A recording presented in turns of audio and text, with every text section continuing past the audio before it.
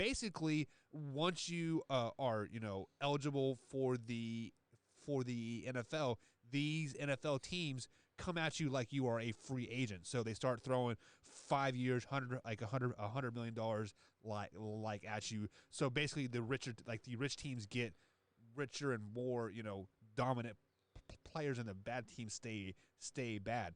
So Tori, I'm gonna kick it to you first. Since I didn't prep you guys for this at all. This is all raw reaction. What happened? Like, what do you think would happen if there would never be an NFL draft? It would look like Major League Baseball.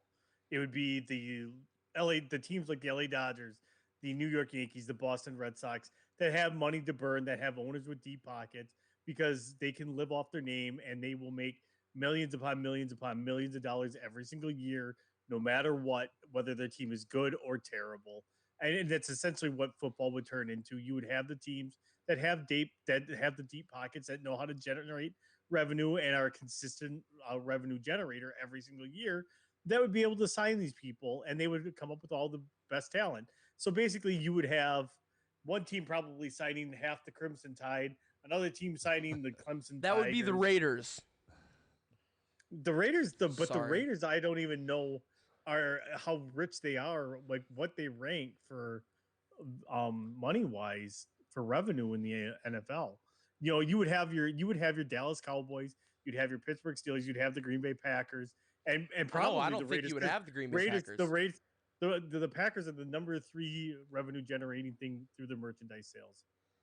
No, that's a false statement. So I actually read an article today where the Cowboys are the wealthiest NFL team, and then it's the Patriots, and then the Giants are next.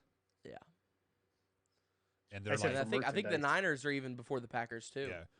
Not for merchandise, I don't think. Merchandise doesn't matter. Yeah. At the end of the day, the draft is set input for one reason, and that is so small market teams like Green Bay can get players.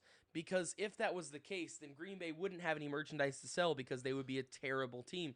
Because let's be real here.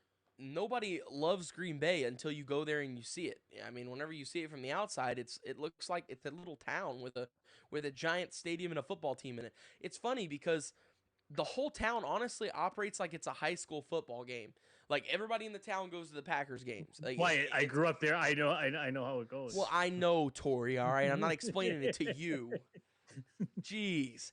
And you park in everybody's backyard. It's this really cool thing. The traditions are awesome, but you would never find out about those traditions if you never got drafted there. Let's be real. I'll be 100% real with you right now.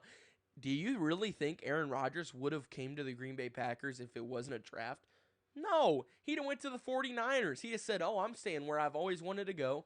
I'm going to go here and negotiate this trade, and I'm going to go to the Niners and prove myself and be this great quarterback for the Niners. Or you went to Dallas.